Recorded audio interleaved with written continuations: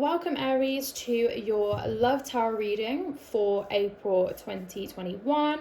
Happy birthday to all of you that had your birthdays in March and have them coming up, of course, this month. I'm wishing you happiness, success, prosperity, and of course, real, true, authentic love.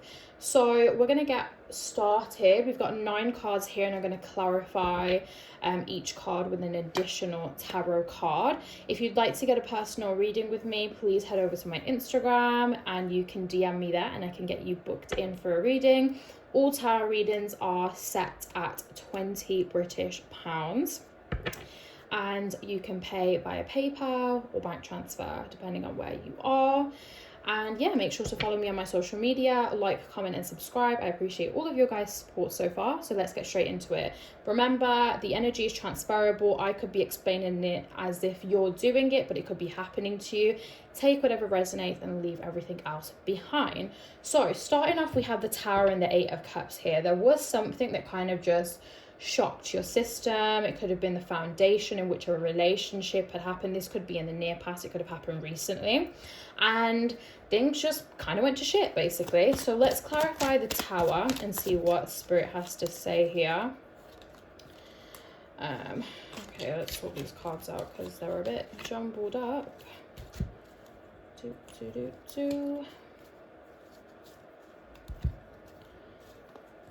Okay. That's some messy energy. Okay, let's try again. 1 card for the Tower, please, Spirit.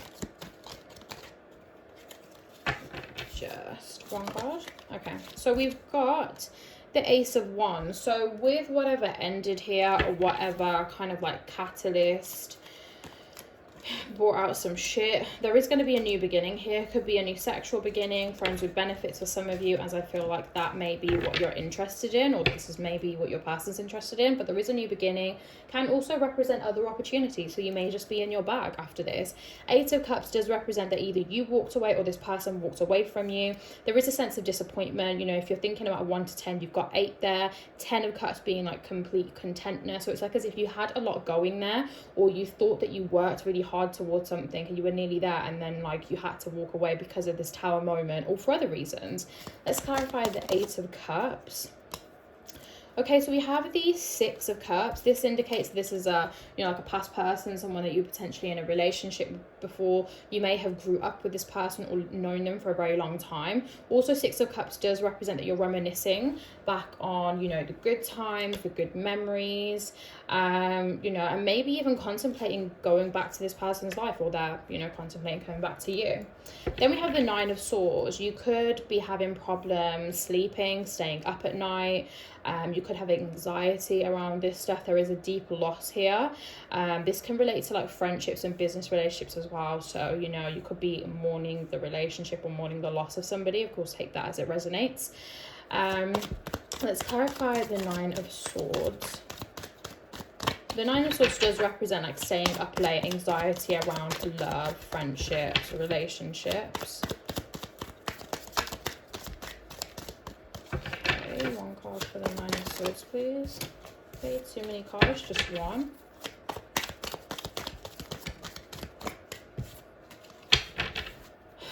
Just 1 card. Okay, so we have the 9 of Wands. So this is a sense of feeling like you want to give up on this connection. I don't see that you should. Of course, you all know your situation. This is collectively for all of the Aries, so take it as it resonates. But that you worked really, really hard towards something. You thought you was about to get what you wanted, and, you know, the rug beneath you may have got pulled. Of course, with the Tower there, the Tower moment is never anything light. It's always just some form of a disaster. But 9 of Wands also is telling you like to not give up on this connection. Emperor, you know, Aries energy coming in here, could represent somebody who's a little bit childish. I always relate this card to, like, if you think about like king, queens and stuff like that, if you've ever watched Game of Thrones, I relate the Emperor to Joffrey, somebody who like thinks they have it all, but it's very, very short-lived. It's just because of their stubbornness, their inconsistency, and also their ego as well, and just, you know, yeah, impulsiveness really. But let's clarify the Emperor, because it can have other messages attached to it. cards do I want to play today? One card for the Emperor, please. Okay. Woo. Seeing a lot of twos. We just need one fucking card though. One card. Okay, there we go. So, Ace of Swords. So, yeah. So, with the Emperor, this could be you. It could be this person, you know, somebody who wants to feel like they're the boss. They have everything going for them. They want everyone to come to them for advice and just kind of are in all of their success, essentially. Does represent that potentially this person, if it's like a business relationship, it could be that this person is going to come through with communication, maybe a response to something you're waiting for, so maybe you're waiting on a decision to be made. In terms of actually like loving relationships, it could represent this person wants to communicate with you and actually start a new beginning where mentally and emotionally you guys connect more and it's a lot more healthy communication. Then we have the Three of Wands talking about, this is kind of the energy of you're planning for the future. It's all about what legacy you're going to leave, what you're going to leave to the next generation, what imprint you're going to make on, you know, the world as a whole. Where are you going to go? Are you going to be fulfilled? It could be planning your future with another person. Let's clarify the Three of Wands. Okay, we have the Six of Swords. So yeah, I think you know that like a storm has come and it's slowly passing you by. It's like slowly leaving now. Six of Swords represents, you know, basically rowing your boat to just something more tranquil and peaceful. So things are going to start looking up for you. Things are going to get a lot more peaceful and you're just going to be able to like relax and catch your breath basically, because there's been a lot of conflict and drama with everything that's going on here. Ace of Wands could be that you're meeting somebody new, coming back into this person's life. Also can represent like a lot of passion, a short affair or a fling with somebody, friends with benefits. Ace of Wands has a lot of sexual tension and, you know, power and just energy behind it. Let's clarify the Ace of Wands. Also, obviously, Ace is all about new beginnings as well. Just one card, please.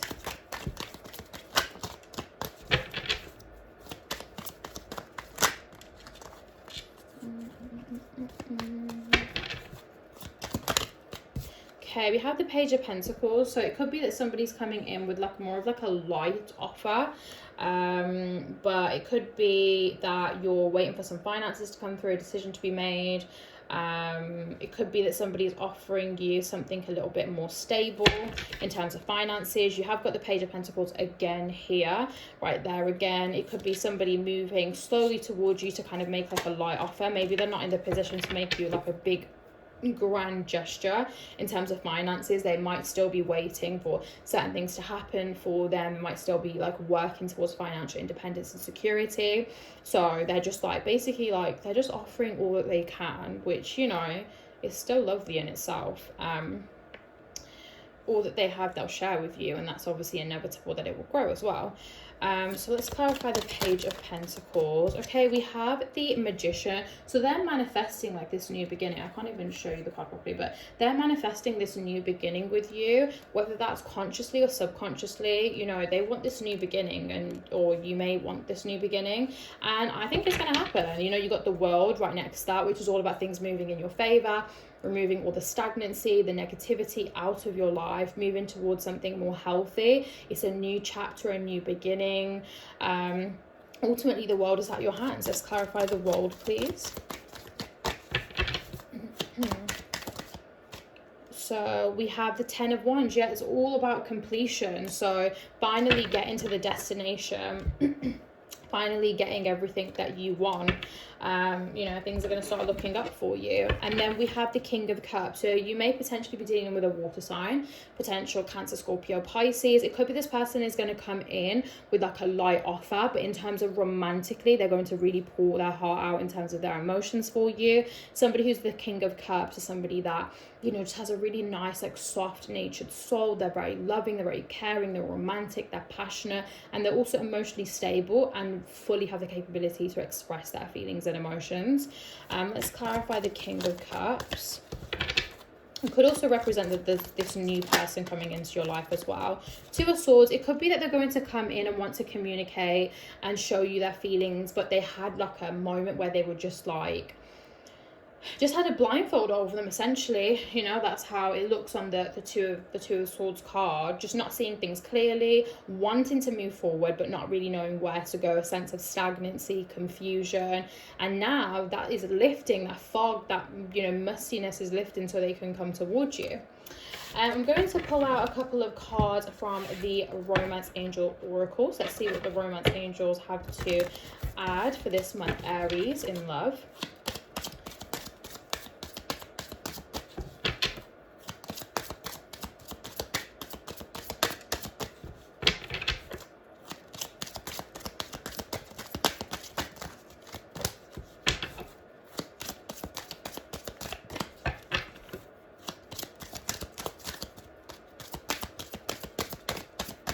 Romance Angels being very silent.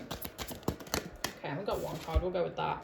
Okay, so you have love yourself first. Your self-respect makes you more romantically attractive. It could be that, you know, in this connection, you've put yourself last. Maybe that hasn't been very attractive to the other person.